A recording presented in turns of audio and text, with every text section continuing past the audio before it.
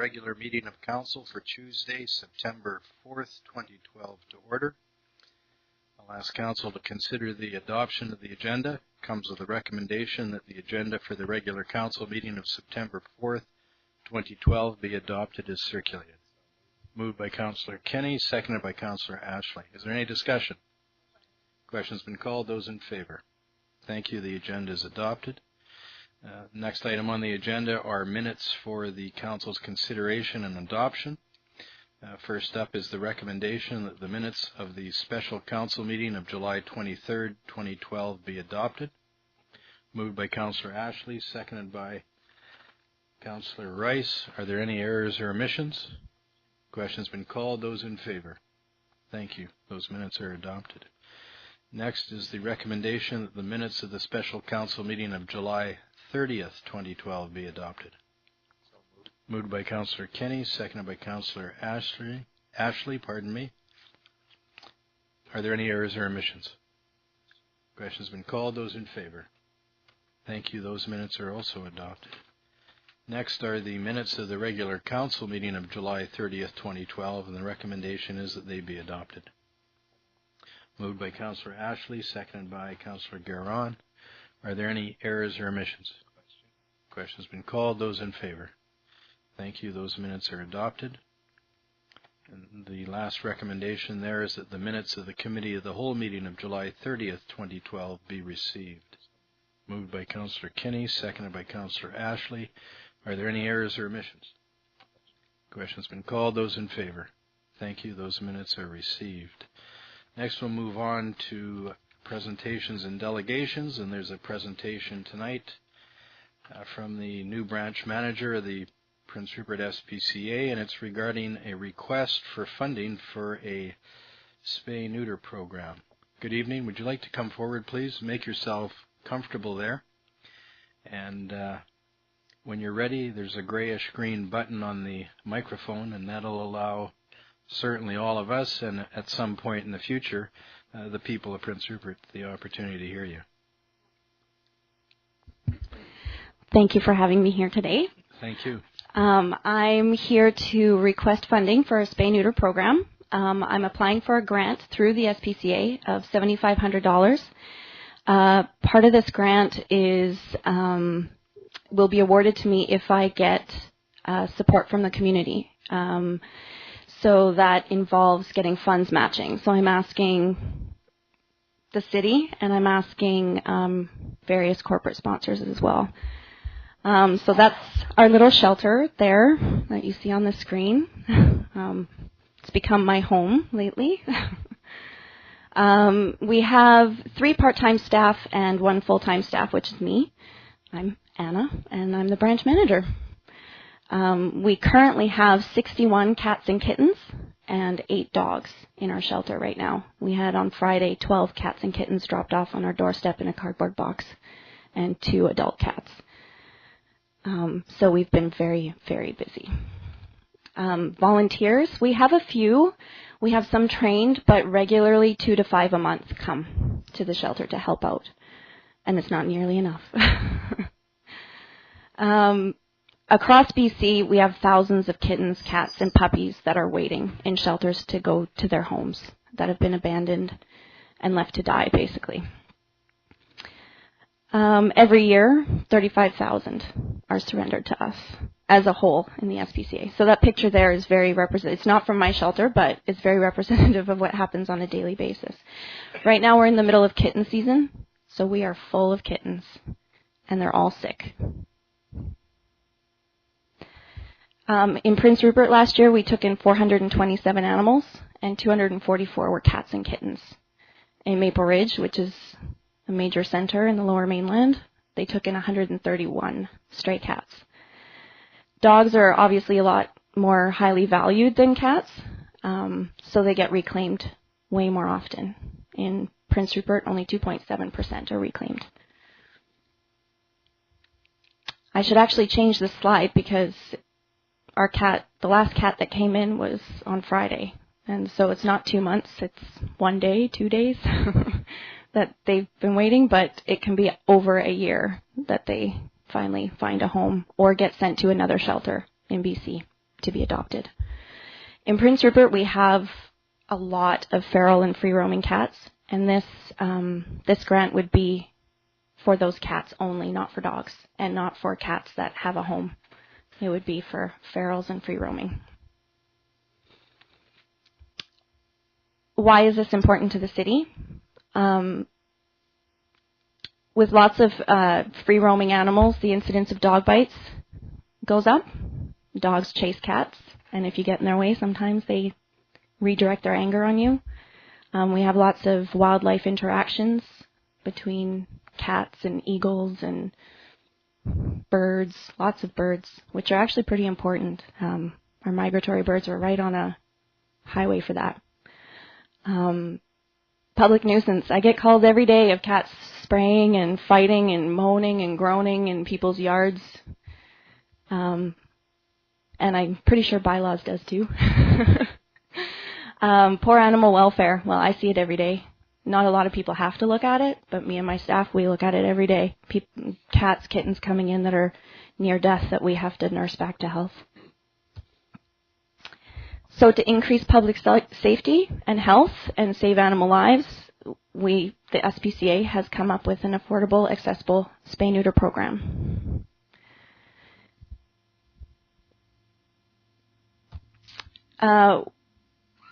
It's been shown through studies that people who don't have access to a lot of income will spay and neuter their pets if someone helps them out. So with this grant, that's what we would be doing. I've got support from the veterinarian, verbal support, not written support, yet, because he's very busy too, that he will reduce his prices for this program if we get it implemented. It can save you guys money too. Our animal intake goes down. The city brings dogs to us when they are at large. So our animal intake will hopefully go down and our cost savings will go up. It says in this report that we can increase taxes through bylaws for cats. I'm not sure if that's something we want to take on at this point. Right now I'm just hoping for the grant. It's a pilot project, so I think if we have a successful program, we can take a look at that in the future, if you want. So there we go. We can increase taxes by 5 to 10%, or $5 to $10, sorry.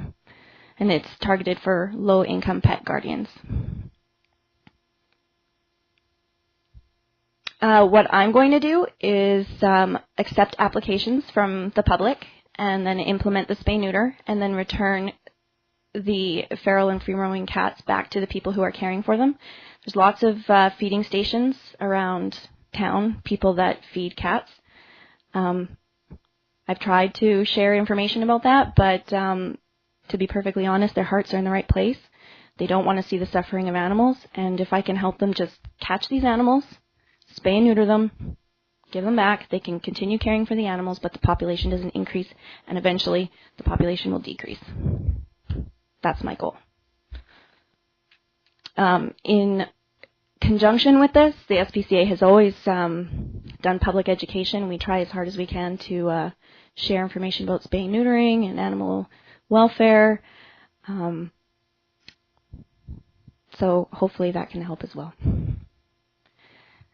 The anticipated results: fewer complaints about nuisance animals in the community, decrease in dog bite incidents or dogs at large, and decrease in the spread of disease. Like I said, all of our kittens are sick, and we're spending a lot of money on medication and a lot of time on nursing them back to health. And a lot of emotions too, because it's not fun to watch. It's very stressful. This is also a very common situation that we find. Cardboard boxes tend to be the favorite for cats in dumpsters. And that's pretty much all I have to say. All I'm asking for is a letter saying, like a letter of commitment saying that the city will match funds either dollar for dollar. I'm applying for the maximum amount, which is $7,500. So dollar for dollar, 50 cents on the dollar, anything. I'll take anything. And when would you need to know this by? As soon as possible. as soon as I can get this letter in, my application will go forward. Okay, thank you. I'll see if there's any questions from members of council. Councillor Rice. Thank you for your presentation. So assuming you got matching funds, you'd have $15,000. What kind of numbers, how many cats would you be able to spay neuter for $15,000? It's about $100 a cat. About, and I'm saying on average, because a male neuter is $99, and a cat spay can be more than that, and that's the average. It depends on what the final number is that the vet gives me. But if you can average out $100 per cat, what is that, 150 cats? Yeah. So that's a drop in the bucket. But hopefully that, because part of also this grant application is that I have to come up with a number of the amount of feral and free-roaming cats there are in Prince Rupert. So I have a background in mensuration, so sampling, and wildlife as well as trees and forestry, really. So I'm kind of trying to use the feral and free-roaming cats as a wildlife scenario and kind of adapting the sampling procedure to a community. It's all using research, and lots of my friends from university are helping me out with that. So if I do the same procedure in a year and I notice a decrease in numbers, then we know we're successful. Councillor Ashley. Thank you for your presentation. I mean, it's commendable, what you're trying to do, and I know that while it hasn't happened while I've been on council, this is a topic that has come up before for other councils, and I think it's something that I understand why people are looking at it. I just wanted to ask a question though, because I guess when I look at this, I'm trying to look at it from an objective point of view. And I noticed in your presentation that you were saying, well, it could get paid for by people. You license cats, they pay $5 to $10, and then that would pay the fees, and that absolutely makes sense, in theory. But I see a problem with that in that and I'm just going to explain this. With dogs, people walk their dogs, and there's some way of telling, okay, yeah, a person's broken a bylaw, we might be able to do this. The problem I see is that it depends on the good nature and the goodwill of the people that own cats in town to actually come into the city and actually say, yes, I have 2 cats, here's my $20. And so while I see the value in this, I see a problem with how we would get the money. So it's just something that would need to be thought about, so just something I wanted to point out. Are there any further questions from members of council? Councillor Thorkelson. I know I'm always the most popular councillor on this topic, but I was wondering, what is the SPCA's stand on euthanasia of these wild roaming and feral cats? It's a tough one. We try not to euthanize. It's really hard to have to make that decision, and right now it all falls on my head. And I'm such an animal lover and same with my staff, that's the last thing they want to do. If we could catch a feral cat and it was sick, spreading disease, it's an option. It's not the only option, but it is an option. Our goal at the SPCA is to get cats in healthy and adopted to homes. If a feral cat cannot be adopted to a home, it either goes to a rescue or it gets euthanized, unfortunately. Yeah. Free roaming cats. The SPCA has come a long way with free roaming cats, like cats that are part of feeding stations. We realize the importance of them. We also know that owners of these feeding stations their goal is not to hurt the animals, they want to help the animals, right? So with this grant, it's kind of saying to the public, hey, we recognize what you're doing and we want to help you out. That's our responsibility. Councillor Rice and then Councillor Ashley. Oh, I'm sorry. I just want to know thank you for that. I wanted to, I imagine if the cats can be adopted, then they can be adopted. My concern is fixing them and then putting them back on the streets, right? Because not just for disease, I'm sure we've all seen that most feral cats that have been living out for a very long time look pretty raggedy, but also because we have a wolf problem from time to time, and it seems to me to be eaten by a wolf or to be euthanized. I don't know which I'd probably recommend to the cat that they get euthanized, but I'm also interested in the cost. The cost of euthanasia? I couldn't tell you off the top of my head. We do it internally. We have a person on staff that is trained to do it, and our head office pays for the course that's required and the medication as well. So I couldn't tell you off the top of my head per animal how much it costs. Councillor Rice. Thank you. When you said that all the cats and kittens that you have currently are all sick, is that, I don't know what the proper word is, but is that kitty AIDS that they're sick with, or what's the sickness? Some of them, we're not sure about the feline leukemia or the kitty AIDS, but I know this morning we had an outbreak of ringworm, and we're currently shut down. So no animals in, no animals out. We have to sterilize the entire place. We have 66 animals now, actually. 66 animals that have to be lime dipped, so it's like a bath. And one of my staff members can't come to work right now, so it's me and 2 other girls, and we have to bathe 66 animals every 3 days for 3 weeks. And I just found this out this morning after those kittens were dropped off on Friday morning, and it's been a rough weekend. Councillor Ashley, then Councillor Garon. Just one other thing I just wanted to put out there, and it is related to what Councillor Thorkelson said, because I'm assuming that the idea is that if we could get these cats in, get them spayed and neutered, that the ideal objective would be that they would go to homes, which we already know is a problem if we have people not adopting cats. And so then it comes down to, if you pay that money to spay and neuter the cats and then we can't get them adopted, it seems to be like, throwing the money away. And then it comes back to what you were saying about, well, we could give them back to the people that are caring for them, but then for me it becomes a concern about diseases. So while I see a lot of merit to what you're saying, there would be a lot of questions that would need to be answered for me. So as far as the feral and free roaming population, the goal of this program is not to catch these cats and adopt them out. I have 2 points, actually. The first point being all the kittens that come into our shelter, pretty much, as much as they're, as soon as they get healthy enough, they go down to the Lower Mainland and they're transferred there and adopted out. They go like fire there. They just adopt, right? Up here, not so much. But that's okay. So then this grant addresses the feral and free roaming population. We need to get it under control. One cat at 6 months, one cat can have 3 litters a year.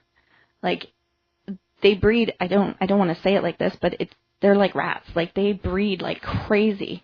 And we need to get it under control. This hopefully is going to put a net over this population crisis. And I totally get that. So then, let's say, I understand we're trying to get control over the population for the feral and wild cats and make sure that doesn't grow. So we get the cats in, we spay and neuter them. It costs us, $100 each. We can't adopt them out because lots of them are adults and maybe you can't find. Then at the end of the day, we would end up with euthanasia anyways, would we not? No, they would be, because they're feral and free roaming, they live in the wild anyways, right? So they're living in the wild right now, breeding like crazy, right? And through the breed, it's passed on from mother to kitten, from father to kitten, right? So we're trying to get a hold on it, and then as soon as we get a hold on it, then we can move forward, you know? So we're not throwing money away. We're trying to get it under control before we can, because our adoption rates are pretty low, but we have to reduce the amount of animals that are in our shelter first. So just for clarification then, so the plan isn't necessarily to take these wildcats, spay and neuter them, and then try to adopt them out. It's to spay and neuter them and then release them back so that it doesn't happen anymore. Exactly. So they can live out the rest of their lives without breeding, as they were. So it's like it's animal welfare, thinking outside of the box. Councillor Garon, then Councillor Kinney. Thank you for your presentation. I'm concerned about disease. I adopted a cat from the SPCA, a kitten. It became ill. I spent an awful lot of money on that kitten trying to nurse it back to health and had to have it put down in the end. The day after I adopted the kitten, they put down all the cats in the shelter. I would hesitate to ever adopt a kitten from a shelter again. I'm a cat lover, and I think euthanasia at some point is an option that is affordable. So that's my experience with kittens. I do have a cat, but I think we have to be responsible at some point. I get complaints from people who have neighbors who have 30 and 40 cats. Whether they're spayed or not, they're peeing and they still spread disease around. So I don't see where spading and neutering is going to sort of help with that kind of a problem. So you might have to try to convince me a little more. Well, unfortunately, because of the limited resources, first of all, I'm really sorry that happened to you. I and my staff, if anybody was to understand what you're going through, it's us, because we have to deal with it all the time. I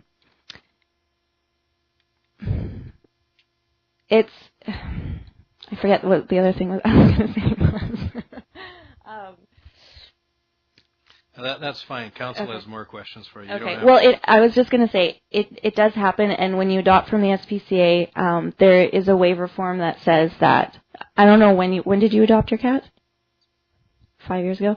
I don't know about 5 years ago what the waiver form said, but I know today when an adoption agreement says that there's no possible way we can tell 100% of the time if anybody's sick, right? Because sometimes they leave the shelter looking perfectly healthy, and we do have limited resources. We're not veterinarians, right? So we can't perform all the tests necessary.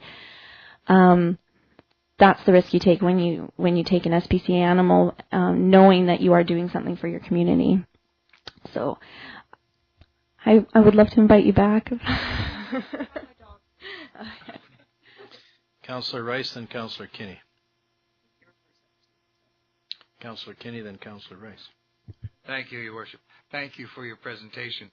The only thing is, we spend this money to get them all spaded and everything else, the wild ones, and then take them all back, and then the wolves eat them. So that's a waste of money. You know, I'm an animal lover, and I'm not being impertinent, but it would take more than that to get this town straightened out with cats, because in my area alone, we have more than what you're looking at. Mm-hmm. Yeah. And it's the people that have to learn. Yeah. Believe me. No, I agree with you completely. That's why I'm hoping that council will entertain bylaws in the future, perhaps when we, I understand the difficulty with trying to get cats neutered because they roam around and stuff like that, but hopefully if we figure out a way, we can figure it out together, because I don't have bylaw expertise. I just have a sample set of bylaws and present them, but I would love to figure out a way to do it. Councillor Rice. So I'm going to be really blunt, so I apologize in advance. So the way I see it, regardless of the adoption or not adoption side of things, and when I think of adopting cats, I think of relatively healthy cats that were pets, that were abandoned or people moved or got a job. We have a feral cat problem that is spreading kitty AIDS, whatever the right word is. Can you tell me so I don't keep saying that? It's feline leukemia and FIP. I can't remember what the actual name is, but FELUC for short. Sorry. So we have a problem with feline leukemia IFP, and this is the wild feral cats in the community. And from what I understand, there's no pills or anything you can take. I mean, once you have that disease, you have it and you die and you keep spreading it.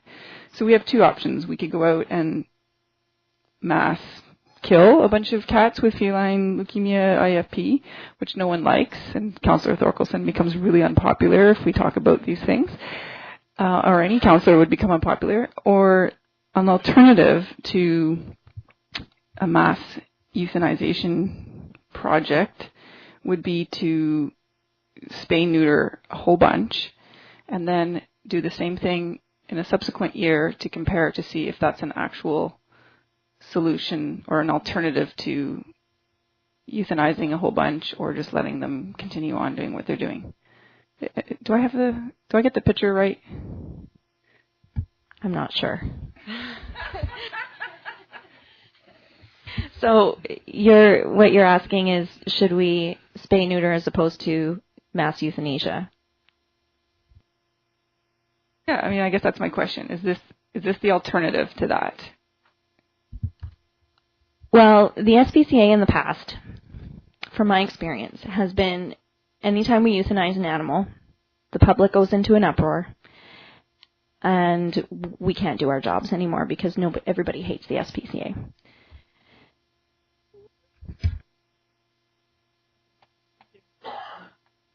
Any further questions from members of council?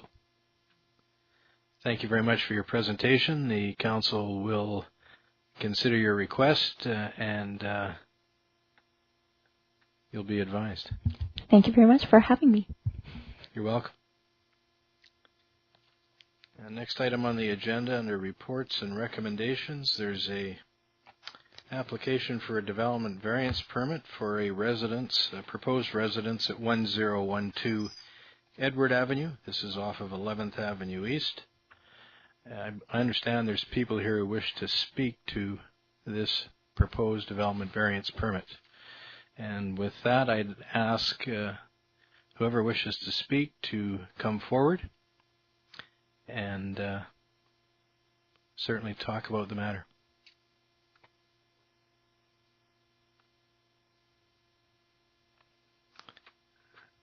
Bearing in mind you're not on TV, but your voice may be heard at some point in the future. I never ever dreamed of being on TV, but it sort of goes with the territory. And I do stand by what I've said numerous times, that I have a better face for radio than for TV, but that's just me personally. That I'm probably the least likely, I'm probably the ugliest person on council. Anyway, please don't let that take away from your presentation. Yes, the grayish-green one would be Okay, great. my name is Kathleen Palm, and I live at 845 11th Avenue East. So the location of my home is the back lot faces onto Edward Avenue.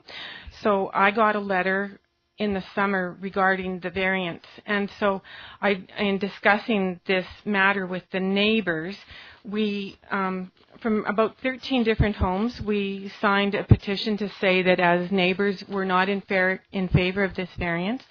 And first I would like to say that we welcome new people into that area, and the sooner those houses are built, the better off we'll all be, because my kids, two of them are way older now, but when that development first went in, we were looking forward for them to have new kids to play with, and that hasn't happened because there's only 2 houses on Edward Avenue that are currently occupied. But anyway, I'll just read, like you guys already have, I see you already have everything else that we sent in as neighbors, and I'll just read this brief little thing that I've got, and I think it adds a little bit to what we said earlier. Certainly, please. Is that okay? Yes, please take your time. Thank you, Your Worship. Okay. Thanks. Okay. I know it's not always easy to talk, particularly if you're not used to it, so please just take your talking, time. but this situation's a bit different. Okay. Anyway, we welcome new families. The sooner that these houses are built, the better. in the official community plan of Prince Rupert, good planning, they talk about good planning, and it is, quote, the result of dense, long-lasting systems of prohibitions and guidance about building sizes, uses, and features, unquote. This development is in a neighborhood. It is part of a neighborhood. It is not separated like the Silversides development, which is adjacent to an industrial area, car dealerships and such. And if you think of the Silversides area, there's only, right now, there's maybe two houses that are backing on to Crestview Avenue. Otherwise, Silversides, that area, it stands alone. Okay, nor is this Edward Avenue similar to the Gull area, which is housing of a common age. Houses currently on Edward Avenue fit the area because they are within existing heights and fit the lots on which they were built. The attached letter explains our neighborhood. We already have lost green space. In that letter that I had written years ago when they first put that development in, we know of full-grown men who have older children now who played in that bush, and so we've lost that already. But there was no debate about that loss when this development went in.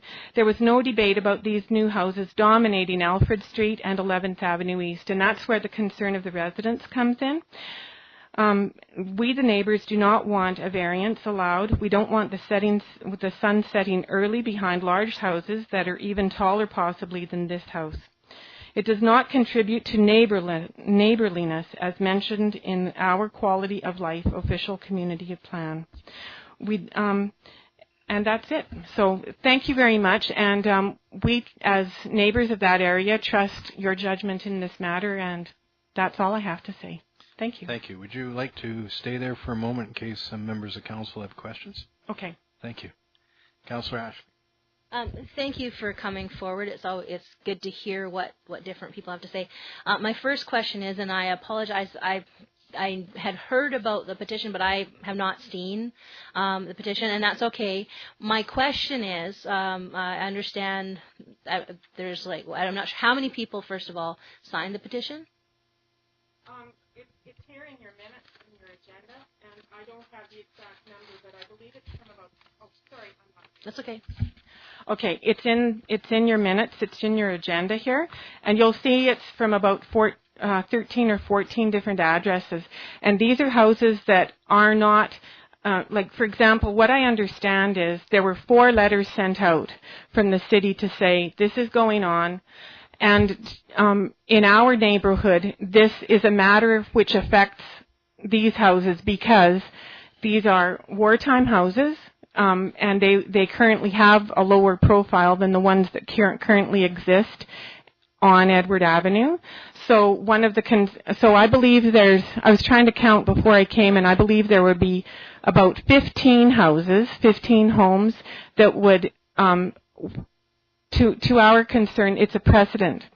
One house is allowed this overheight, then the next house can say, well, rather than 6.5 feet, we will ask for 10 feet. And that is one of our concerns. But anyway, to directly answer your question, it's about, I believe there are 13 different addresses on the petition. It's not a massive petition. It's just, to my understanding, people in the neighborhood who would be affected, including 837 11th, because that's owned by the developers too. Okay, thank you. And so, Councillor Ashley, the petition has 18 signatures, and okay. It is 13 residents. Thank you. And then my other question is, of the people that are on that petition, does anybody actually live in that actual subdivision? Because I've actually driven down and I looked at it, and I'm just wondering, the people that are on the petition, whereabouts are they living, in relation to the actual where the development variance permit is being asked for? They live on 11th Avenue East, as I do.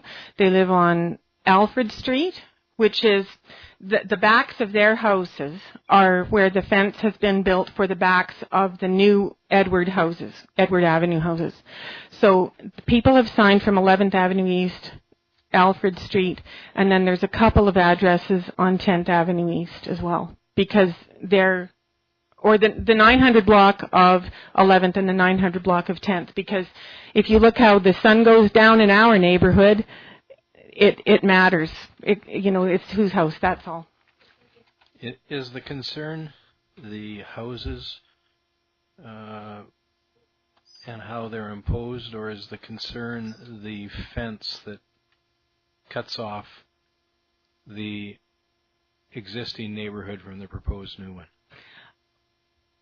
I believe people would say it's the houses. It would be the size of the homes. Yeah. The fence tidies everything up.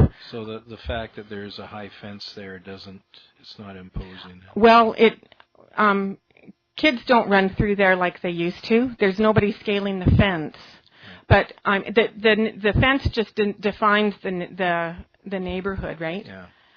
I think the main concern is the style of the homes looming. Right. For example, on 10th Avenue East, those are wartime houses. Right. On, no, I'm familiar with the neighborhood. Yeah, of course. I note that in this proposal, it's adjacent a house that is already quite large, but it's, in terms of a subdivision development, it's on the opposite side of the street for Yes. the new development. Yeah. And so it poses the question as to whether it would have that much impact as opposed to a house which would be across from it and closer the older existing homes in the area.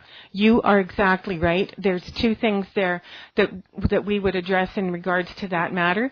An especially high home changes the nature of the neighborhood. As I said in my letter, it would be different if this was the last home being built on Edward Avenue, but it's the 6th house, about 6th or 7th house. Right. So it's once you get one, then it would be natural for someone else to have another one, yes. So yes, we understand. Yeah, currently this house is across the street. Yeah, I want to give council members a chance to ask questions also, but in this particular area, across the street, away from the others, it's a deeper hole.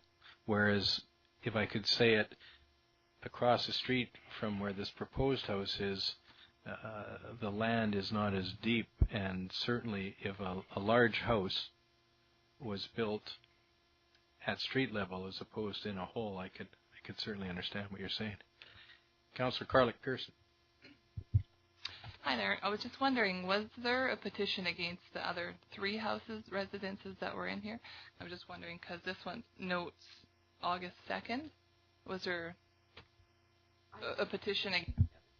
I'm only aware of the application. I received a letter in my home for one house only. Are there? So you're saying there's 3 others on Edward too? No, she's asking the other 3 houses as they were built, were people opposed to the height of the homes or the positioning of the homes? No, there weren't petitions at those times. No. Okay, thank you, Councillor Kinney. Thank you, Your Worship. Thank you, Kathleen. I know you're concerned, but the idea of having more new homes because of our city going to be growing and stuff, I'm very much for it. And also those trees cut the sun before the roof of the house would. There aren't trees anymore. I can see nothing but trees here. When I went down there, they're all in the back.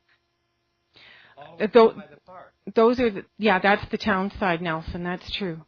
Oh, we're not saying the sun goes, but if we're talking about on the Alfred Street side, backing the Alfred Street homes, like, does that make it more clear? We're not,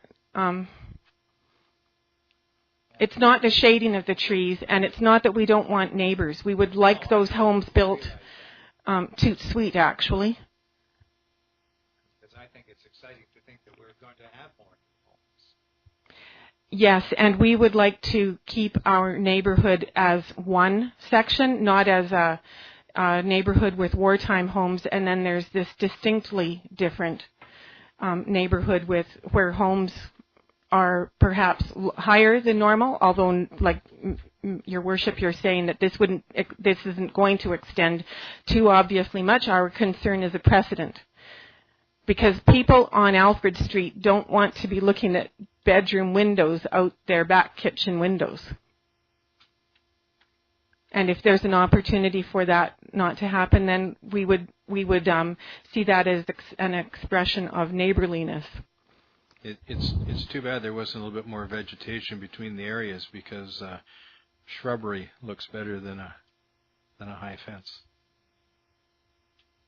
It's more conducive. It's more relaxing to look at, and also lets people get back and forth to visit. Are there any other questions from members of council? No. Is there anything else you'd like to say? Just that as citizens of the neighborhood, we trust your judgment in this matter, and thank you for your attention. Okay, thank you very much. Yeah. Is there anyone else here this evening who wishes to speak regarding this development variance permit? Certainly. Good evening. Good evening. My name is Joe Satoli, and I'm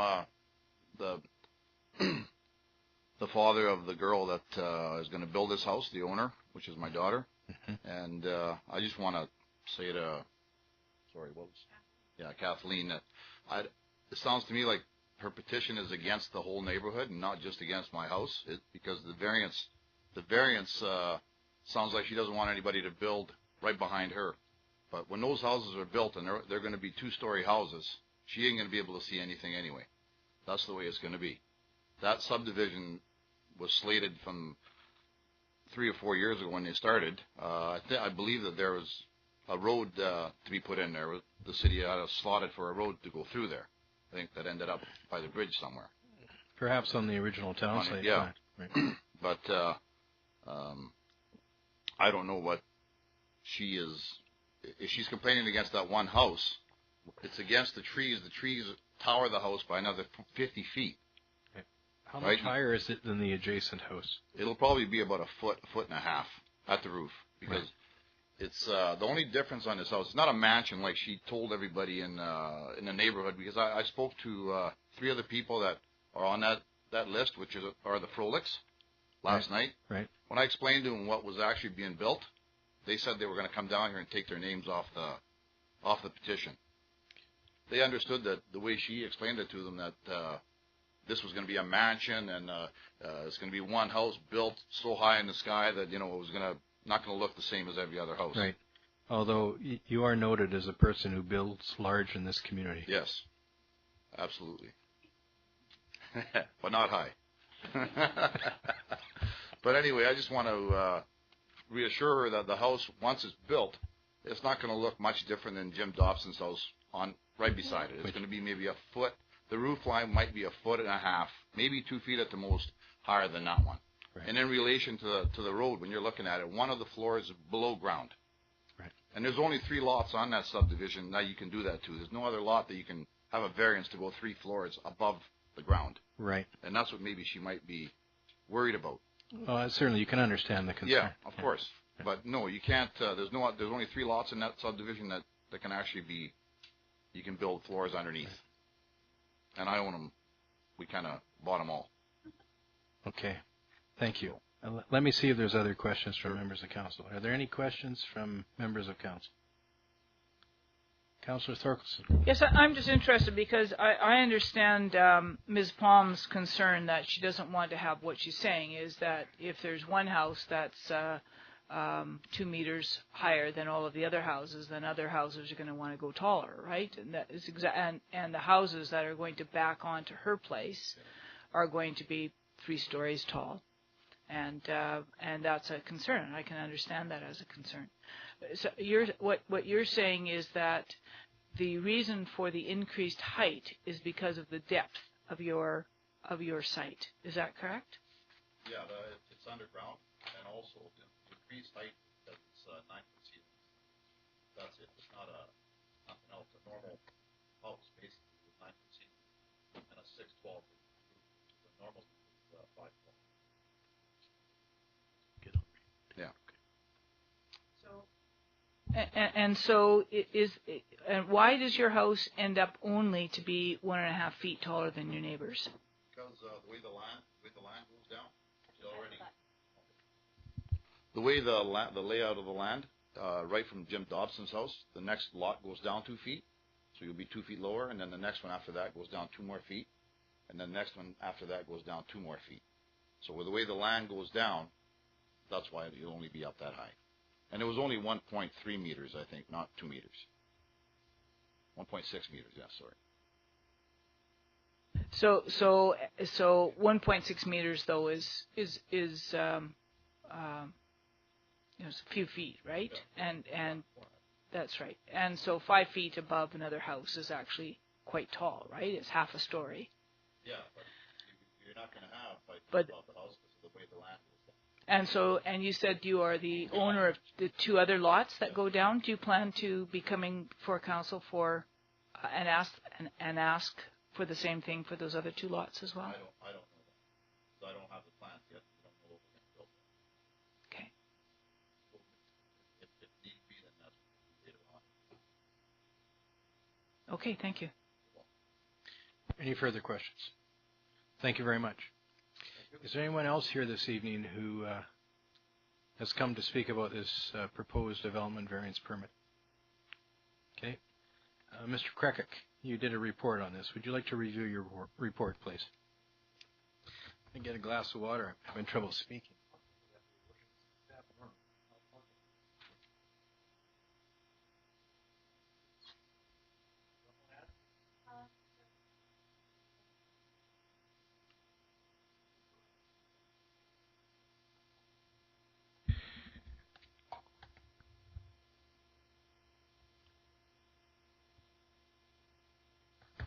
So this is the subject site. It's in bold. This is 11th Avenue right here. And the issues are being raised by the neighborhood that's in this area right here. The reason for the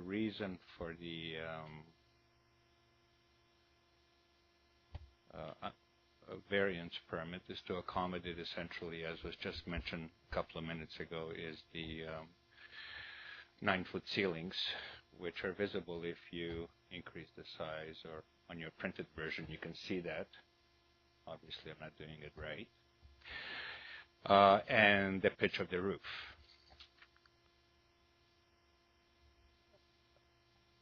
Speaking to the elevations,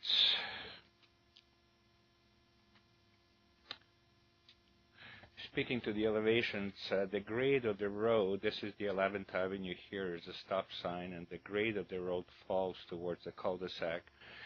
So with each one of these increments, the house is actually lower, and we take the height elevations of the maximum height of 29 feet from the average grade at the middle of the house. And so there is I would imagine, a little bit of a visual distraction, and in calculations, essentially this house here would be quite a bit higher than this house right here, or the following houses, but in relationship to the grade where it's built, that's where the elevations are taken. I think that most of the things were adequately discussed. I just want to assure everybody that I have conducted a public notification according to our procedures. I have received one letter, which was discussed earlier, and I received one over-the-counter inquiry, which was handled by the building inspector to the satisfaction of the individual, and essentially nothing was left for me to consider or bring back to the council. I also had 3 individuals that asked me today to be removed from the petition, and that's the family of Roach. Considering everything, it is my opinion that the increase in the height will not affect visually or obstruct sunlight in any manner that would be of considerations, especially considering that the houses that will be on this side would be higher, in fact, than the houses that are on the other side of the street. based on all of these facts, staff recommends approval of this application. Thank you. Are there any questions of Mr. Krekic? Councillor Thorkelson. Yes, Mr. Krekic, and I don't want to get confused because I'm not the following. There's also a development variance permit. That's our next order of business, and on here it talks about defines the maximum height for principal building at 9 meters. And is that what we're discussing here? We're discussing the same clause of the zoning bylaw. And so this is going to be, instead of and this one says that it has to be 30 feet or 9 meters. What we're looking at is permitting this house to be built at 35.5 feet or so.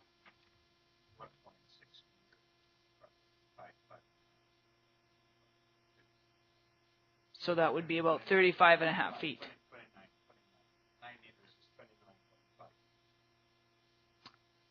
Okay, so if we're speaking in feet, we're talking about 5.5 feet taller, and so that's at 35 feet, which is, so we're 1.6 meters above 9 meters. For people who like to think in meters, Mr. Krekic, I see that you do. We're mixing apples and oranges. Okay, so we are looking at an increase from 9 meters to 10.6 meters, correct? Okay, and so are there many houses in town that are like that? Meaning higher than what we have as an average height. I'm not sure. I'm not sure. We receive approximately 2 applications a year for development variance permit to increase the heights of the buildings. Are there many houses that are around that are above the maximum height? I would suggest that there are probably a few that we inherited through the zoning bylaw from the past practices. Are there going to be many built in the future that are going to be above such restrictions? I did test that with the building inspectors, and it is a really difficult call. In fact, we have also gone through the neighboring communities, which all have same height, maximum height definitions. We all kind of deal with it, and also just to assure you that I've been thorough. I've tried to find the genesis where this comes up in terms of the maximum height. And generally it comes up because people are used to 8-foot ceilings and 512 pitch roof. Things change a little bit. Higher roofs are generally part and parcel of more complicated buildings. 9-foot ceilings is something that's not necessarily stock. 8-foot ceilings are the stock. And in a couple of conversations, we mused about potentially changing the height of the buildings or suggesting that we change height of the buildings, which kind of brings us in quite a predicament because we have areas of the community where that would be totally unacceptable. So as background, I'm kind of giving you everything that there is to know about why we have the 9-foot or 9 meters, 29-foot maximum height in our zoning bylaw. So, Mr. Krekic, you believe that this proposed development in this particular application fits, which is why you're recommending it? Yes, Your Worship. Thank you. So these are my thoughts, Your Worship. It's not the specific building, which on this building lot may be acceptable if its roof is only 1.5 feet beyond its neighbor's roofs, right? And the reason for that is because I thought it was, first of all, because he's building in a gully, but it's actually because the slant in the street is creating a 2-foot loss or whatever every time it goes down. I understand that.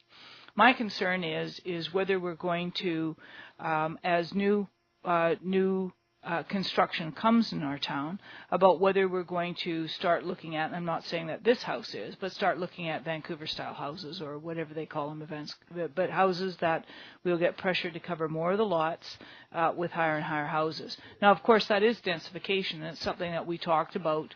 But it was, and when cities are now talking about densification, they're talking about moving more families in, not having one family with the larger houses, but moving more families into smaller pieces of property. Right. So, I believe, though, Councillor, what you're also referring to is, for instance, in the city of Prince Rupert, at one time you were allowed a particular percentage of the lot coverage. I think at one point it was 28%. I think now you're allowed about a third of the total lot. So a third of the total lot, as well, as long as you adhere to the side, the front, and the rear setbacks, you can cover a third of your lot with a building.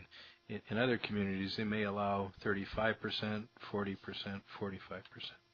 correct. And so I'm just looking at if this, and this is one of the few new houses we really have been seeing in our community, and if in fact what we're talking about is we're talking about the new building style of going to larger houses, meaning taller houses, then we need to think of the ramifications for the neighborhood. If all of the houses on this area were built with the same kind of 9-foot ceiling on each level, which would mean a taller house and a bigger house, would that be appropriate for this neighborhood? Now, Mr. Krekic just said it might not be appropriate for other neighborhoods. So how are we going to determine this? Or are we going to have one anomaly? And not, that's why I asked Mr. Satoli what he plans to do if he owns the other lots there. Are we going to have just one house as an anomaly, which is probably not a problem? But I understand from Ms. Palm what she's concerned about is that, in fact, the whole neighborhood start vying for increased for 9-foot ceiling houses, which means that all of them will now go to 35 feet or 10.5 meters, or 10.5 and a half meters.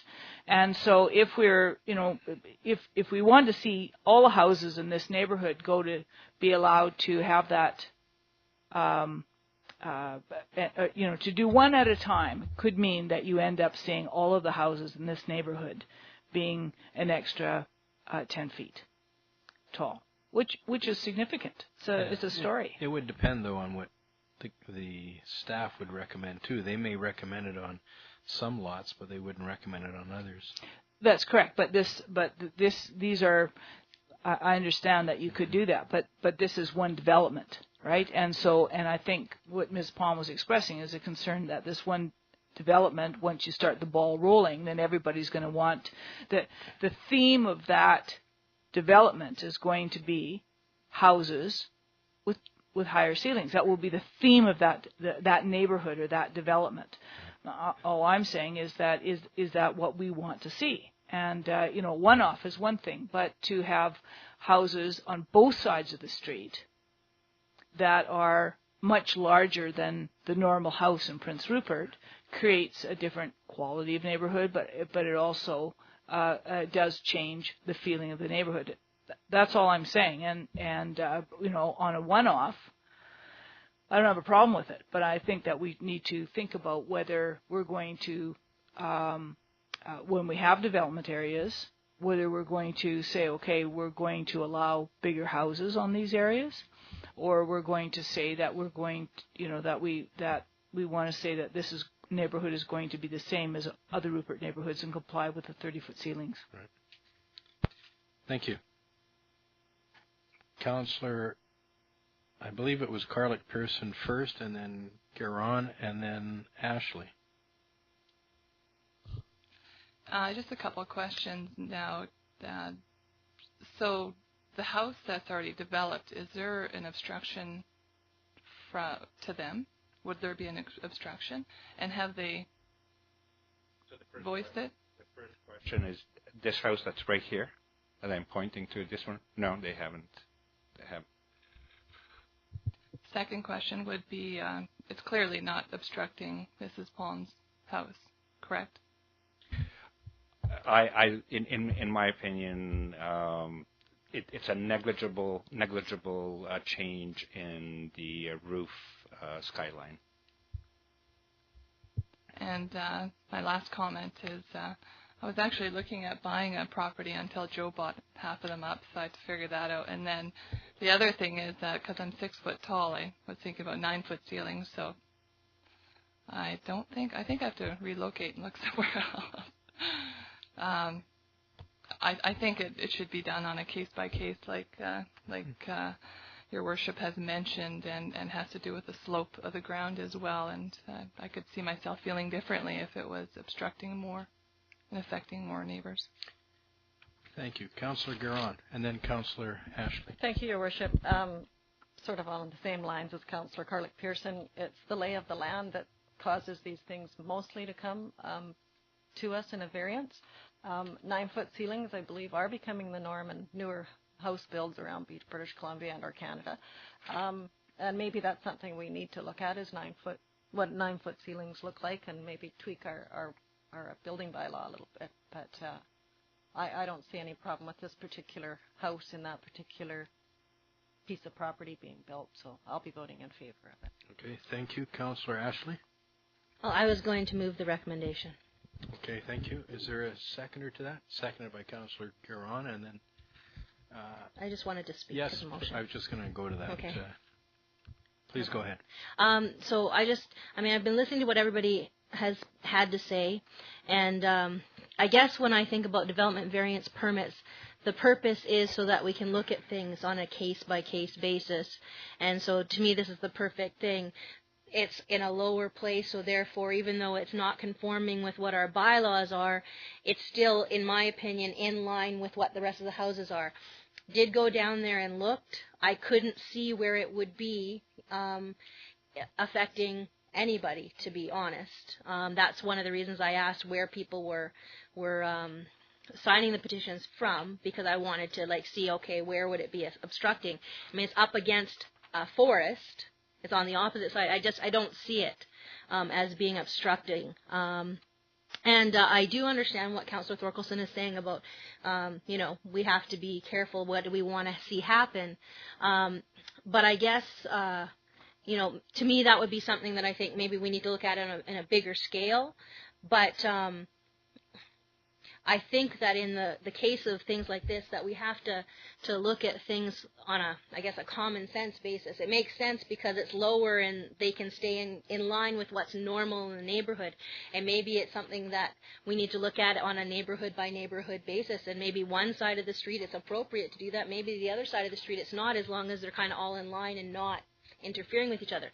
Not being a planner, I don't know how that works. I would leave that to staff to develop. But based on this particular application, I think that it makes sense. I hear what Ms. Palm is saying in terms of concerns, and absolutely, we have to take all the concerns into consideration when we're looking at these things. But in this particular case, I just think that it makes sense to go forward. Thank you. Is there any further comments pertaining to the motion? Councillor Thorkelson. I just have one comment on that, and it is it's not unlikely when you have one house that you have given 9 foot ceilings to, that you're going to get another house. Judy decides to locate next door. Councillor Carlick-Pearson decides to locate next door and wants 10 foot ceilings, right? And so the idea is what kind of rules do we have on to start limiting it? And my concern is not for this one house in this case, but my concern is this is the only new development area that we have that's serviced in Prince Rupert. Am I wrong, Your Worship? We do have some lots in other parts of the community. But this is the only area that we're actually looking at creating a new development for a new neighborhood. That's correct. And we may be hopefully we'll be faced with these kind of decisions in the future. And it seems only fair to, when we're developing this kind of a neighborhood, to have the rules that the developers are going to have to abide by. And so if the rules are, we're going to have, and they should be debated at the time that we are creating the development. And so when we decided to create this development, it was under the rules of of 30 feet or 9 meters, and now we are changing that for one house. I don't mind changing it for one house, but I really have a problem if there's going to be an effect that every single house in this subdivision is just going to, okay, now we build another house. Now we build another house. Now we build another house. And the rationale comes, well, that house got it. Why shouldn't I get it? I want 9-foot ceilings as well. And I don't have a problem with houses being developed in an area with 9-foot ceilings. What I have is a problem where that occurs, one off, one off, one off, and we create a pattern. Right. And I do have problems with that, and I don't know how to deal with that at this council. Okay. On this issue for this area. Thank you. I'll call for the question with this. Sure.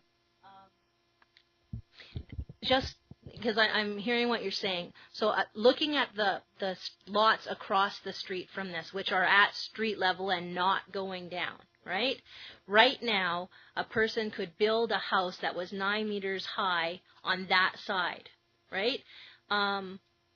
When I was looking at the houses, it didn't look like the ones that were on the other side were that high. It looked like they were 2-story houses, or else they had built a basement. And so if somebody built... I believe those ones were slab on grade 2 Okay, so if somebody built a 9-meter house, which they would be legitimately allowed to do according to our bylaw on that other side, would it not be quite a bit higher than the other ones that are right beside it? Beside it, as in on the same side of the street and higher up. Yeah. Generally, we take the height from the average elevation that commences in the middle of the house. So, on this side of the street, the houses that you saw are still sitting on a hump, right? And as this road starts to descend, it descends similarly on both sides of the road. In fact, it descends in the same elevation. The houses that would be on this side of the street, they would have to, let's say that they are to 9 meters. The house that's prior to it, if it's sitting on a slightly higher hump, it would be higher than the one that's on the lower end of the street. So we can match all the roof lines on the street unless we are sitting in Alberta. And even in Alberta, it's kind of difficult. Nevertheless, the houses on this side of the street are going to be visually more dominant than the house that are sitting on the other side of the street because of the environment. Thank you, Mr. Krekic, for your report. I won't be asking for 9-foot ceilings. I'm already starting to shrink. Question on the motion. Question's been called. Those in favor?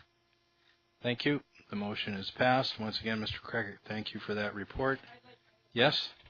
Your Worship, I have a further motion, and that is that we ask staff to put some thought into the issue of higher ceiling buildings and the consequence of that is going on neighborhoods, and come up with some recommendations on what we may want to do for the future. Right. Possibly offering it as an option or not. Right. Mr. Howie, I don't think we need a motion on that, do we?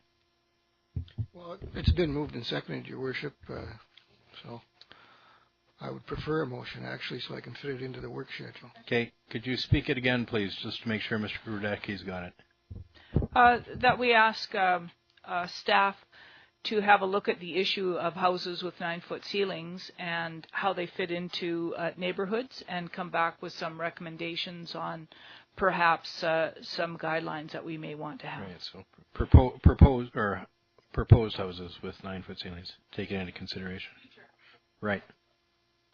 Sure. So it's been moved and seconded. Is there any comments, Councillor Guerin?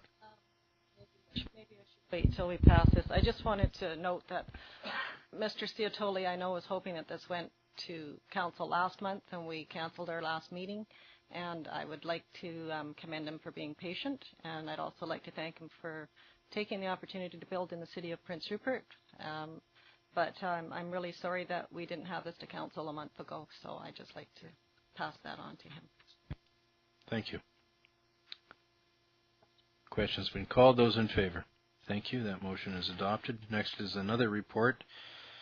This is concerning a development variance permit, and it deals with a proposal at 930 11th Avenue East, and it comes with the recommendation that the development variance permit application number DP-12-13 for 930 11th Avenue East proceed to public notification. So this would allow the appropriate advertisements to be done. Councillor Giron. I'll move the recommendation. Thank you. Is there a second? Seconded by Councillor Ashley. Is there any discussion? Question's been called. Those in favor? Thank you. That is adopted. We'll move on to a report from the Chief Financial Officer, and this is concerning the permissive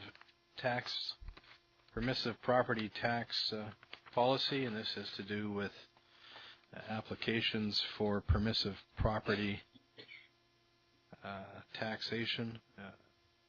It comes with a recommendation that Council consider the representations on the permissive property tax exemption policy and provide direction to staff on any needed changes to the policy. Mr. Roden, if you'd like to outline your report, please. Certainly, Your Worship. This started last spring, and the initial report came to Council in June. At that point in time, copies of the report were sent out to all the current organizations that get permissive tax exemptions to obtain their feedback and answer any questions and concerns that they had. We did receive a few comments. People phoned up. The golf club wrote a letter saying that they were in favor of a policy that set out the requirements, and that it be codified. The Legion made a presentation at the last council meeting, and they indicated that they had a concern about the requirement of utility, which meant that this new policy would require that a piece of property actually be used to provide a service to the community. And in the Legion's case, what they have is they have some properties that they purchased a number of years ago with the intent of building a new Legion, but due to financial circumstances, they haven't been able to go ahead with their original plans, and they haven't been very successful in selling it. And Mr. Bruce Rempel advised Council of that at the last meeting. At this meeting, the policy has come back to Council for direction from Council on what changes, if any, that you would like to see. If I may make a recommendation, what we could do for the Legion, because it's the only situation of its kind at this point in time, is we could simply grandfather it and have that this policy would be effective for any new organization that bought a piece of land which they weren't currently using, but they anticipated to use, that they would only have 18 months or whatever the policy required to get moving on building a property. But in the case of the Legion, we could actually give them a grandfather for a few more years. Additionally, I'd like to note that the timing of this is that to get the permissive tax exception bylaw compiled for this year, it has to be compiled by the end of October and passed and sent off to BC Assessment and the Minister. So, in effect, this policy, if approved, would actually come into effect for the 2014 taxation year, and people would be applying for exemptions. The major difference between what we're currently doing and what this policy proposes is that currently what's happened is that every year all organizations have had to make application. The proposed policy suggests that we could give exemptions up to 5 years. Upon reflection, I think a 3-year exception would be better, and this was suggested to me by Councillor Thorkelson. And it was pointed out that if we gave a 3-year exemption, then each council would have an opportunity once during its tenure to evaluate the permissive tax exemptions and make any decisions they wanted. So rather than having a cycle that ended in, I believe this says 2015, if my calculator is right, the tenure of this council will end at October 2014. So if they possibly 2015 might work, and then the next cycle would overlap into the following council's tenure by 1 year, so that council would have 1 year to get a better sense of how the whole taxation system works, the funding requirements of the city, and all the other things that new council members learn in their first 6 to 8 months before they tackle the permissive tax exemption. And that concludes my report. Thank you. So, Mr. Roden, you said that these changes which are being proposed now, if adopted by council, would take effect in the 2014 year. That's correct. We're in 2012. It would not have effect in 2013 if it was adopted by the end of October of this year and sent off? We could make the effective date of the policy whenever we wanted, Your Worship. What's happened to date is that people have already made application this year under the existing unwritten policy. Council could, if it wanted, say, fine, we've given you, you've only made application under the existing policy, but what we'll do is we'll give you all a 2 or a 3 year permissive tax exemption. Okay, right. And we could certainly bring that forward when we prepare the bylaw as an option to the bylaw. Right. Thank you. Councillor Ashley. I just had a question about your recommendation, Mr. Roden. If we were to do that and grandfather the Legion in terms of permissive tax exemption, I'm wondering, is there any way to incorporate into that some sort of an incentive to sell or build, or some to show proof that they're actually trying to comply with what we want? I understand they've had difficulty selling, and that's part of the concern. But I have, even though it's like only one property, I want to make sure that they're just not sitting on it. I want to make sure that they're trying to do what we're trying to get them to do, use it, try to sell it, whatever it is. I feel for them in that, you know, they have limited funds and they've been trying to sell it. I'm just wondering if there's any way of doing that. Possibly what council could do is they could say that for year 1 they will continue to get 100% permissive tax exemption, year 2 75%, year 3 50%, and so on. So in the 4th year they would get 0. That might be added enough sufficient incentive. I've got a suggestion here for the council, and it takes some of what you said into consideration. And every year we agonize over the budget, and then after the budget's adopted and we think we've done what we can do within our abilities to the best of our abilities, we still get people saying that taxes are too high. And I notice that in the last 2 or 3 years, more people in the community have been able to increase their incomes, and a lot of it is port-related activity. And I'm going to suggest that with this tax exemption bylaw, that we leave churches and what we refer to as the big 6, where it applies to them in the permissive property tax exemption bylaw. So places such as the Leicester Centre of the Arts and the others, perhaps the museums in there. I didn't check all 6 of them, but I know some of them are in there. So I'd leave churches and the big 6 as they exist, and I would include in that the golf course and the racket center, because we're the de facto owners of those. We own the land. But all the rest, I would suggest that we cut the permissive property tax exemption in 2013 and 2014 by, and I'm suggesting 2013 and 2014 because, as you've heard, the council's term will actually, in this 3-year period, be shorted by 1 month by the provincial government. And so I would suggest in 2013 and 2014, which is the years that this council is in office, that we cut all the others, except the ones I've referenced, by 20% a year. And that at the end of that, there'll still be a permissive property tax exemption, but it will apply to 60%. And so in each year, we're creating a 20% allowance to ease the overall taxation in the community. And if we do it now, all of those groups will have notice. And as the community is doing better, they can perhaps, if they so choose, to go to the community at large to find that support and lighten the load on the council.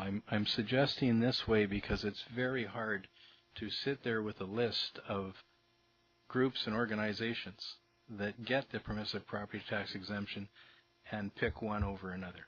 They all in some way try to support the community, but with the complaints that we get, I don't think we can continue to just go on as we have in the past. Councillor Ashley. I think it's an interesting idea, and it might be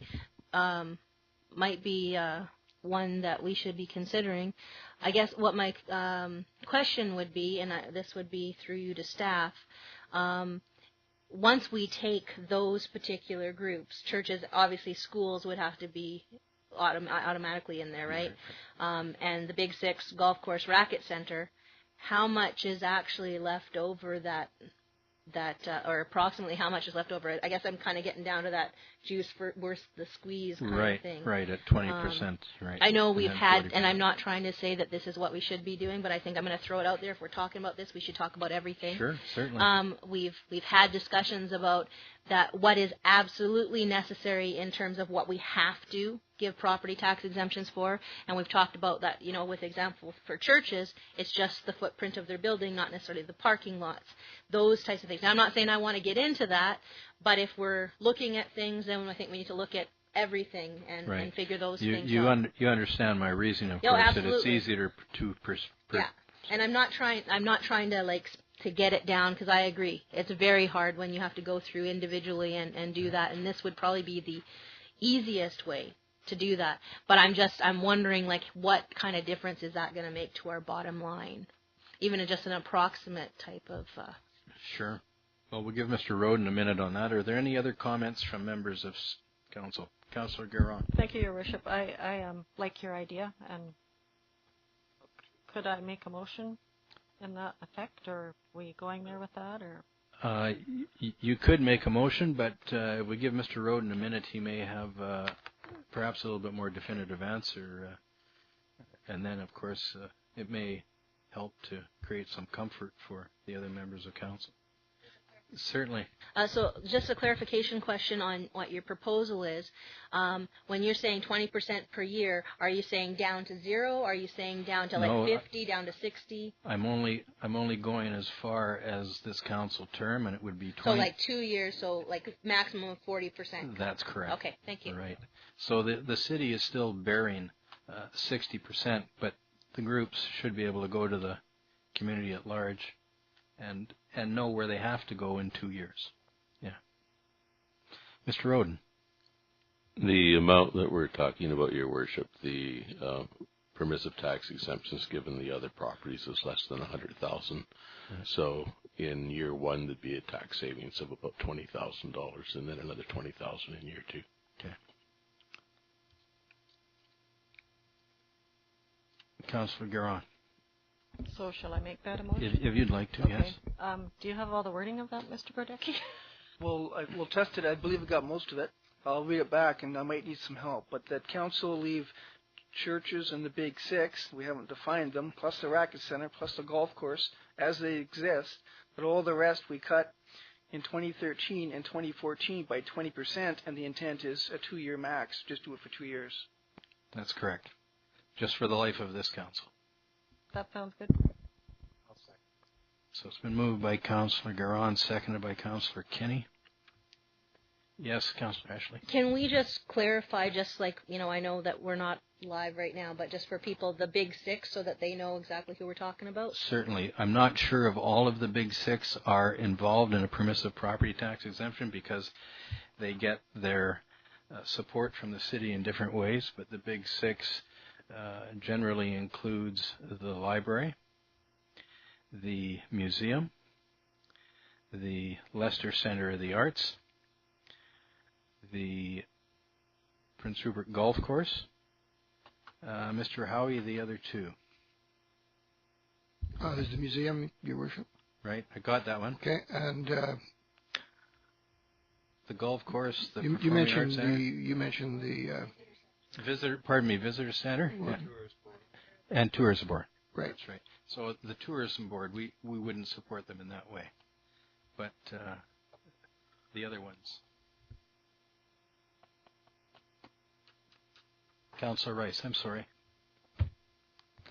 I think I might want to make a friendly amendment. I'm curious. I mean, the churches are exempt based on the law or the community charter, but I'm thinking if we're cutting 20% on other organizations, that we would include the church parking lots in that. Then, if you look at what we're exempting in parking taxes, some of them are paying less than $100. So if I quote some of the comments we've had in other council meetings, a hot dog sale could easily cover that. So I think that if we're going to cut other organizations, that we can certainly ask the churches to pay their parking lot taxes. Okay, so if you'd like to make that as a motion, and if there's a seconder, we'll vote on it as an amendment to the main motion. Okay, my friendly amendment would read that church parking lot taxes would be included in this 20% reduction a year for the years 2013 and 2014. Thank you. You're welcome. Is there a seconder to that? Seconded by Councillor Carlick Pearson. So we'll... Yes? Discussion? Yes? Just information. Okay. I just was wondering from Mr. Roden, are we right now providing permissive tax exemptions for things other than the footprint of the church? Yes, we are. It's in the bylaw. We are providing on those parking lots. Mr. Roden? That is correct, Your Worship. No. Well, when you exempt a piece of property, interestingly enough at law, when you exempt a piece of property, the footprint that the building sits on the lot, is already exempt because it's occupied by the building. But when you include them in a bylaw, the setback areas around the front and the back and the sides of the building is what you're actually exempting. Councillor Guerin. Just a question, for example, the Catholic Church. Yes? Is their school exempt currently? Mr. Roden. They're an independent school. They're an independent school, Your Worship. We exempt four pieces of property. The school, the basketball court, the gym, and the school playground. Right. Yes? And what about and so would those be included in part of the school, or are we, and then the Pacific, whatever they call it, Pacific schools? The vocation, right. What about, because I don't have a list in front of me, I feel at a disadvantage. And so I was wondering, are we going to, schools are automatically exempt, Your Worship? Is that correct? Schools, the schools of School District 52 are exempt that are on their property. The Pacific Coast School is a leased area, which is why they request an exemption. So I was wondering, are we going to hit them with the 20% rule? And if so, then are we going to hit all of the other? Are we going to hit the other religious schools? Because there's also, I believe, the one down by the vets, right? There's a school there as well. There was a school. I'm not sure if there is today, but the school zone sign. Isn't Isn't the difference, and I could be wrong on this, but I think the difference is that even though they're independent schools, they are on their property, but I think the difference with the school district, the Pacific Coast, it's a leased property, which is why they needed to apply. Is that correct? Yeah, the Pacific Coast School is exactly. Okay. They're not on their own property, which is why they request the exemption. So, Your Worship, all I was doing was I was following up what Councillor Rice was saying was that we're going to reduce the permissive exemption according to this motion on not on churches but on church parking lots. I was wondering, what are we going to do? Does that apply to schools and school parking lots? That's what I'm trying to Mr. Howie, the effect of the proposed motion. Mr. Roden. The school parking lots are considered an inherent part of the school, and so they're statutorily exempt. The only issue is the Annunciation School, where it's a separate parcel of land, and so the school itself, we exempt that as a school, and then we exempt the gym, the parking lot, the playground, much like they would be as a public school. So I believe my understanding of what the motion would be is that we would try and keep the Annunciation School on the same footing as the public schools in our municipality.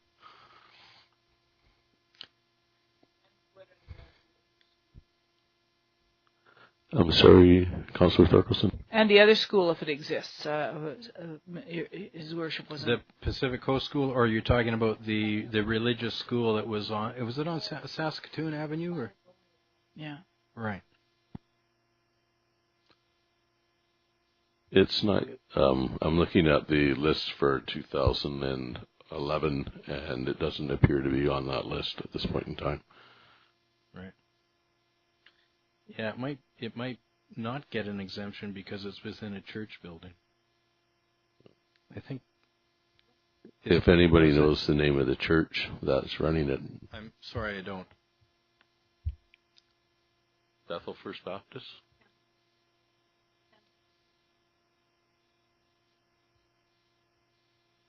Anyway, it's a moot point. Yep.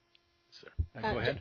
Just another question, and maybe it's not appropriate right now because we are discussing the motion on the church parking lots, but I had a question about things like the gift store and bars that are within. Are those part of what we, like, for example, the golf course bar or the gift shop in the museum? Right now, do those currently get permissive tax exemptions? And if they do, I'm thinking they might need to be included. But I don't know if that's correct. Well, they're exempt in that they're part of that big six, right? No, and I understand that, but I know that this is something that's come up before. I see staff has something to say. I think what you're referring to possibly is the museum gift shop. That's come up before, Mr. Roden. The museum gift shop is currently not exempt. That was the direction of a previous council. Okay, so we'll go back and discuss the amendment to the main motion.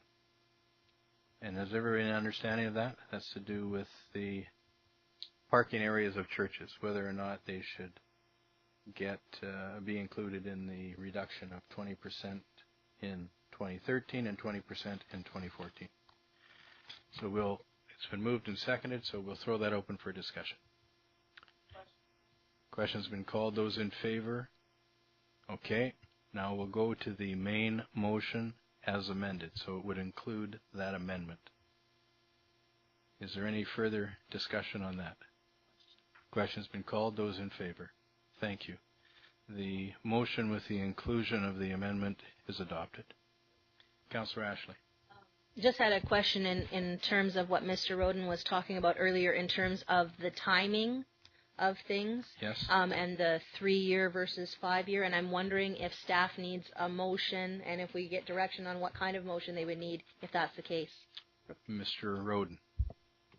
If staff would provide direction on whether or not by motion, if that's what they wish, then we can incorporate that in the policy and bring it back to council one more time if council wishes.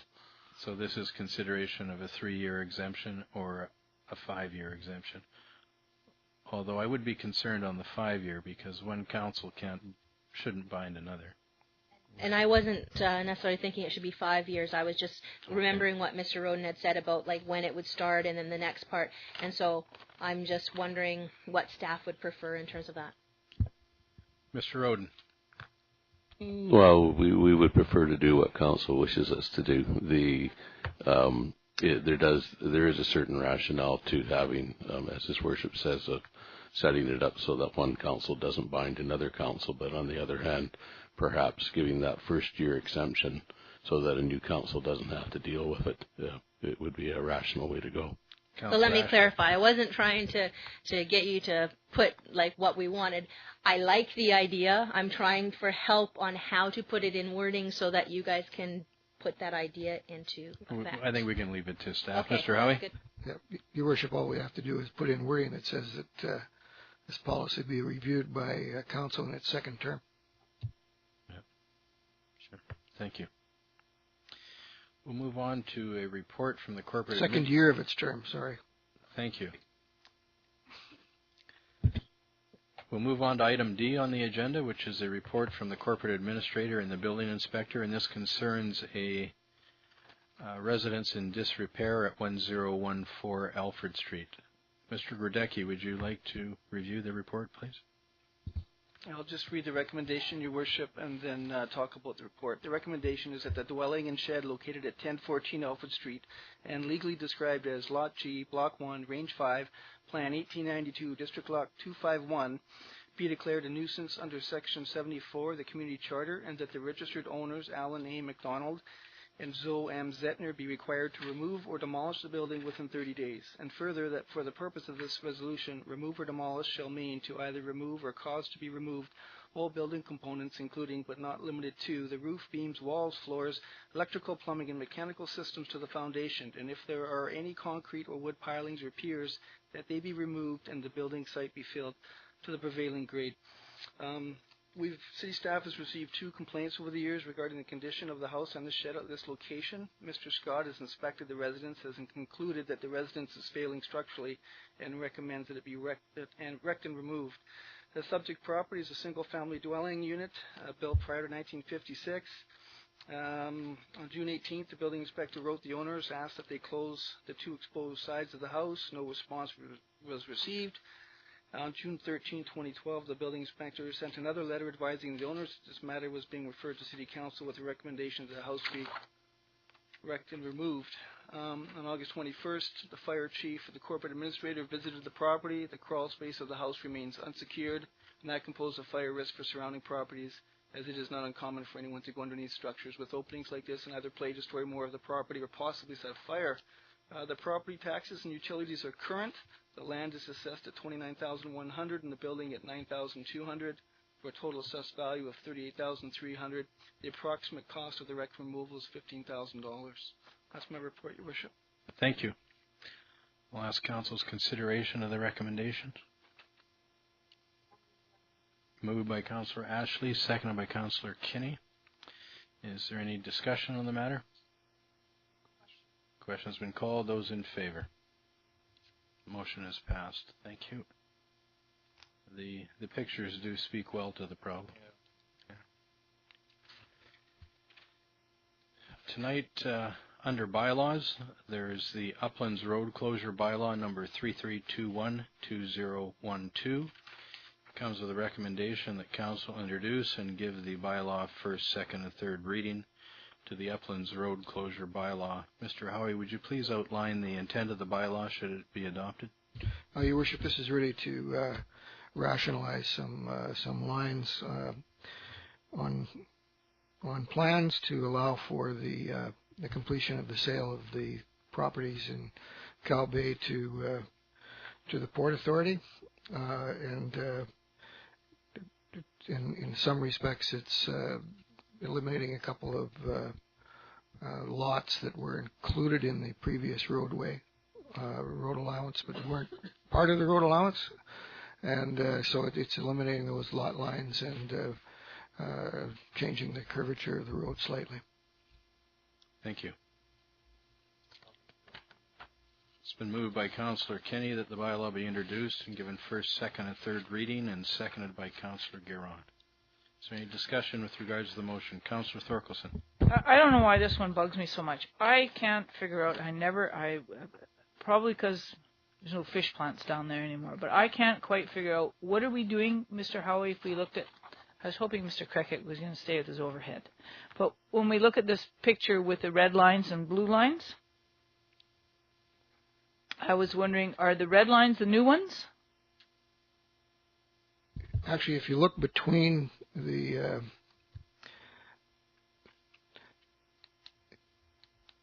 there are at the top of the hill where it says Manson Way.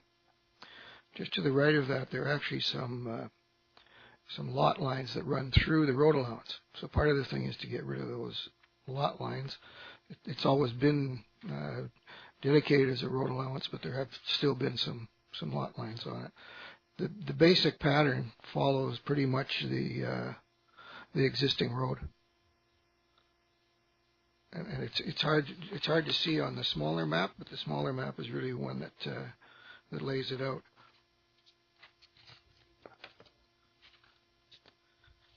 And if you take a look at the page 65, the black area, those are the lot lines that will go when the road allowance. The road allowance will continue, as you can see it, to the right of the black blotch. The rest of that road becomes part of the subdivision. Yes. Yeah. Right. Well, the road won't. It's a city road, but we're just taking the existing one goes through a small chunk of, I think, what is lot 1, proposed lot 1. So the road doesn't really change in configuration. Just a spike on the end of it disappears. No. And if they are redone, it'll be at the developer's expense and our agreement. Councillor Giron. So my understanding, we're just getting rid of, for the sake of the Land Title Act, we're getting rid of some lots that are in the middle of the street. Yeah, just rationalizing the lines down there. Any further discussion? Question's been called. Those in favor? Thank you. That motion is adopted. We'll move on to the City Manager's report on outstanding council initiatives. Mr. Howie? Now, Your Worship, as usual, we'll have the report, the typed report for the third or the second meeting of the month. A couple things, though, I just wanted to mention. It appears that there's going to be a cabinet shuffle towards the end of the week, so we're still not sure who we will be meeting with on what topic at UBCM, but as soon as we have an indication of that, we'll advise council. I can imagine there'll be quite a scramble between provincial government staff and UBCM to try to make all the necessary changes. We are finalizing our submissions to the various ministers, and we'll get those out to council hopefully by the end of this week. Secondly, council in the spring asked us to look at establishing a meeting on, not a meeting, but a symposium or forum on delivery of social services in Prince Rupert. And we have contacted as many of those agents as we could identify, and we'll be providing a report to council probably at the next meeting with the format and date for a session. It'll probably be aiming for October to actually hold a session. And thirdly,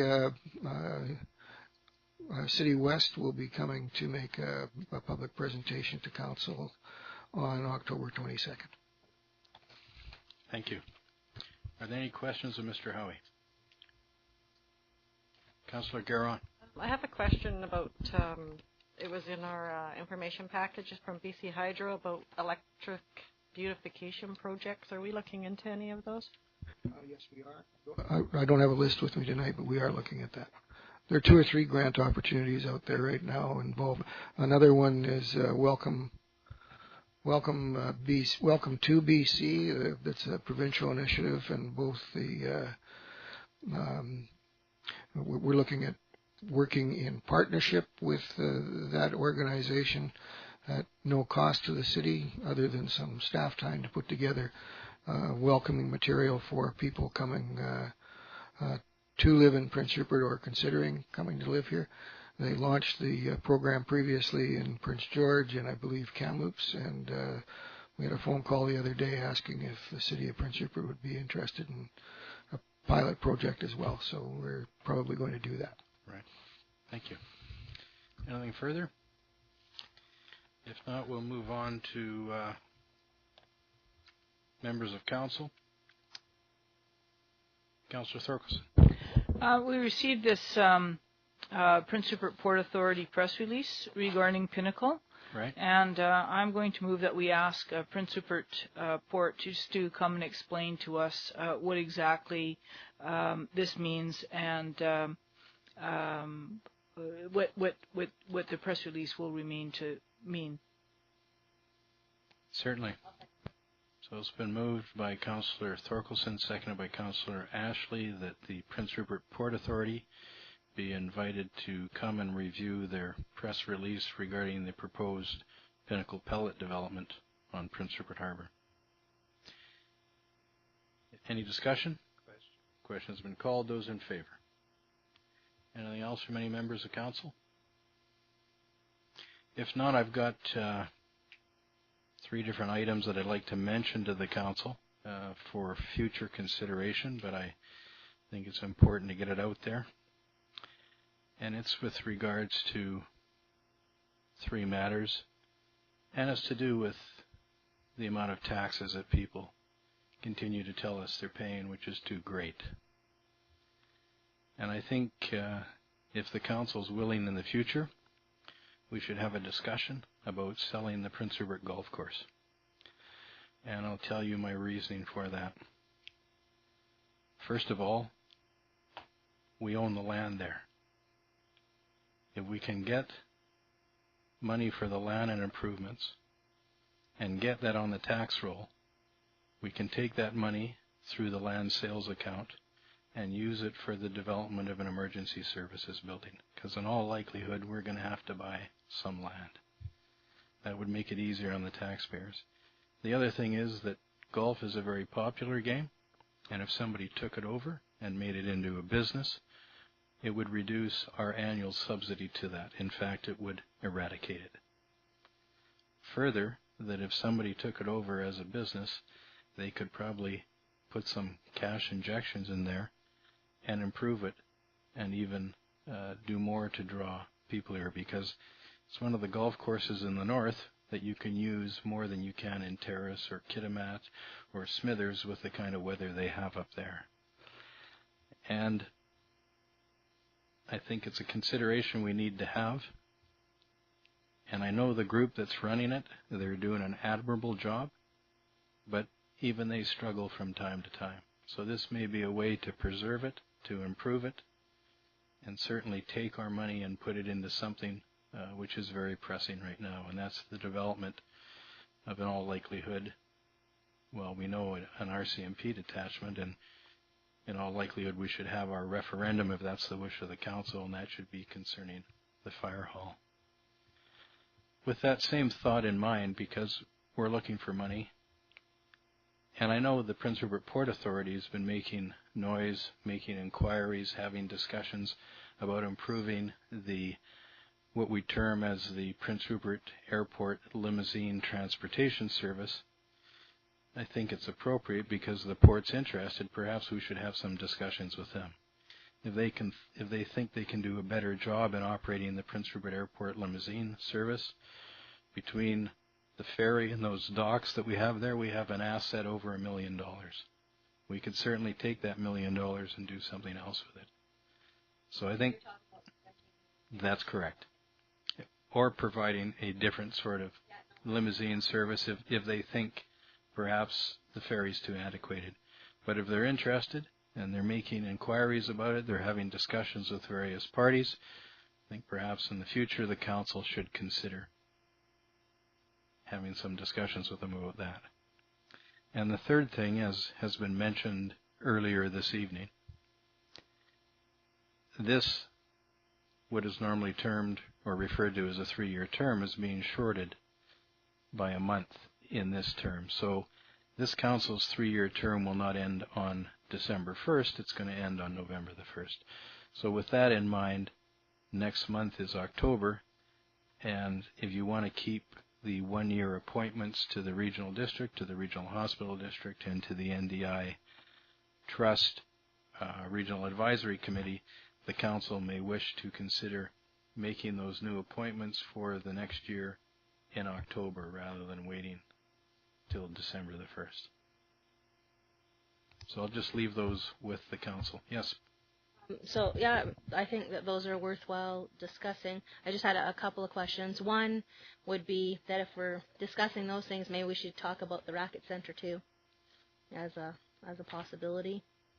If you're talking about selling the golf course, that certainly is something else. You certainly could. Those other ones came to mind because they're well utilized, and the value of them is significant in that it could help us going forward with our future considerations, as I mentioned, the emergency services. Yeah, no, and that's great. My other question, though, is that I didn't, and maybe I just didn't know this, with all of the different appointments, did we have times on them when we voted for them? I don't remember. I believe they were made for 1 year at a time. Council could certainly, this next time around, make them for the remainder of the term, which would be 2 years. Till the end of October 2014. Mr. Howie. Your Worship, we'll check those motions and report back. There's nothing further. A motion to adjourn. Moved by Councillor Kinney, seconded by Councillor Guerin. Any discussion? Question's been called. Those in favor? Thank you. This meeting stands adjourned. Councillor Guerin, you have a good trip to Italy. When do you go? Sunday.